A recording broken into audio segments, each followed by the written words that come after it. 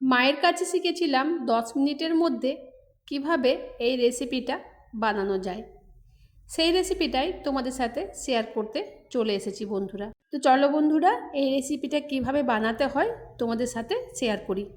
নমস্কার বন্ধুরা, কেমন আছো সবাই? আশা করছি যে যেখান থেকে আমার এই ভিডিওটা দেখছো সবাই খুব ভালো আছো। আমিও কিন্তু খুবই ভালো আছি। চলে এসেছি আবার একটা নতুন রেসিপি নিয়ে। একদম 10 মিনিটের মধ্যে তৈরি হয়ে যাবে। বাড়িতে কোনো অতিথি এলে বা নিজেদের খেতে মন চাইলে ঝটপট করে বানিয়ে নেওয়া যায় এই রেসিপিটা। এই রেসিপিটা বানানোর জন্য আমি গোবিন্দভোগ আতপ নিয়েছি। এখানে এটাকে আমরা পোলাওয়ের চালও বলে থাকি। সেটা আমি 500 গ্রাম মতো নিয়েছি কিছু কাজু, কিছু কিশমিশ আর কিছু গোটা গরম মশলা। একটা ডেকচি বসিয়ে দিয়েছি আমি গ্যাসের ওভেনে। তারপরে কিছু পরিমাণ সাদা তেল দিয়েছি, 1 চামচ মতো ঘি দিয়ে দিয়েছি। তারপরে প্রথমে দিয়ে দেব গোটা গরম মশলাগুলো। এলাচ আছে, লবঙ্গ আছে, দারুচিনি আছে, বড় এলাচও আছে এখানে একটা। কাজুগুলো আমি একটু টুকরো টুকরো করে কেটে নিয়েছি কিছু কিশমিশ।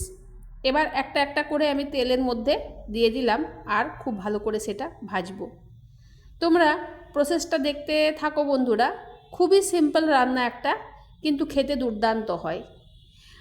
মায়ের হাতের বানানো এই ঝটপট রেসিপিটা আমি শিখেছিলাম অনেক দিন আগেই।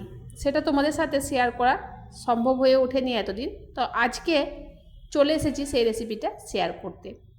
500 গ্রাম আতপকে আমি ধুয়ে আগে থেকে রেখেছিলাম। এখানে কোনো আমি কিন্তু জল ঝরাইনি বা শুকোতে দিইনি কোথাও। একটুখানি যেমন চাল আমরা ধুয়ে থাকি সেরকমভাবে ধুয়ে নিয়েছিলাম ভালো করে আতপটাকে। তারপরে আমি সেটা তেলের মধ্যে দিয়ে দিলাম। এই বাটিতে আন্দাজ করে কিন্তু আমি আতপটা নিয়েছি।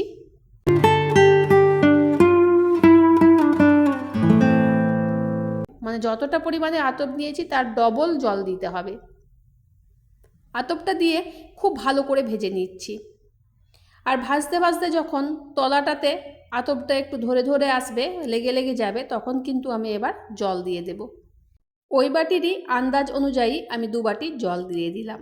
আগেই তো বললাম যে যতটা চাল নেব তার ডবল কিন্তু এখানে জল দিতে হবে।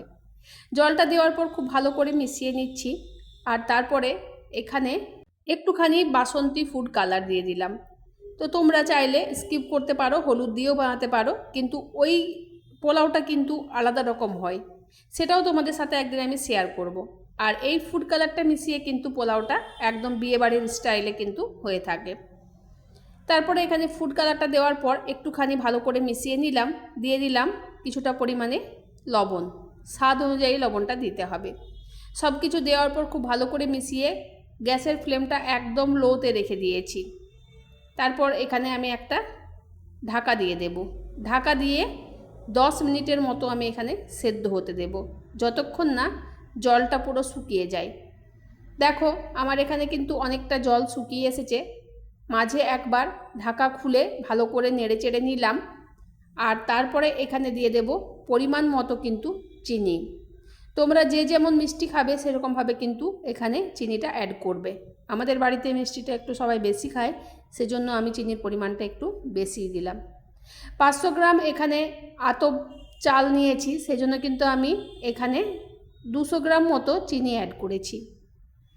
তো মিষ্টিটা একটু বেশিই খাই বললাম। তোমরা যেমন মিষ্টি খাবে সেরকম অনুযায়ী কিন্তু এখানে চিনিটা অ্যাড করবে। চিনিটা দেওয়ার পর খুব ভালো মতো এখানে আমি মিশিয়ে নিচ্ছি। এখন দেখে মনে হচ্ছে যে এটা কেমন যেন একটা হয়েছে, কেমন একটা জলজলে ভাব, কিন্তু এই জলজলে ভাবটা থাকবে না। তারপর আমি আবার ঢাকা দিয়ে দিলাম। দেখো এখানে আমার কিন্তু পোলাওটা রেডি হয়ে গেছে। যেহেতু আমি অনেকটা পরিমাণে করেছি সেই জন্য এরকম দেখাচ্ছে। তো এখন লাগছে এরকম। আতপ চাল আমরা সবাই জানি ঠান্ডা হলেই কিন্তু একটু ঝুরঝুরে হয়ে যায়, সেই জন্য খুব ভালো মতো মিশিয়ে নিয়েছি। তারপরে আমি ঢাকা দিয়ে এখানে গ্যাসটা কিন্তু এবার বন্ধ করে দেব। গ্যাসটা বন্ধ করে আমি আবার এখানে রেস্টে রেখে দেব 10 মিনিটের জন্য।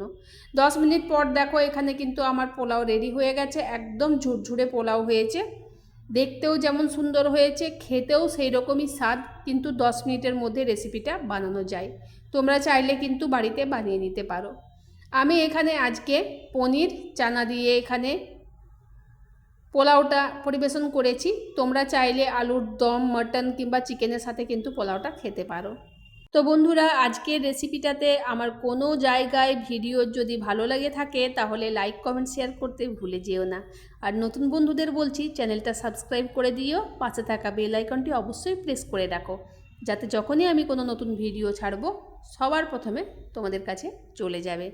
তো টাটা বন্ধুরা, ভালো থেকো, সুস্থ থেকো, নিজেদের খেয়াল রেখো। দেখা হচ্ছে আবার কোনো নতুন ভিডিও নিয়ে। টাটা, বাই।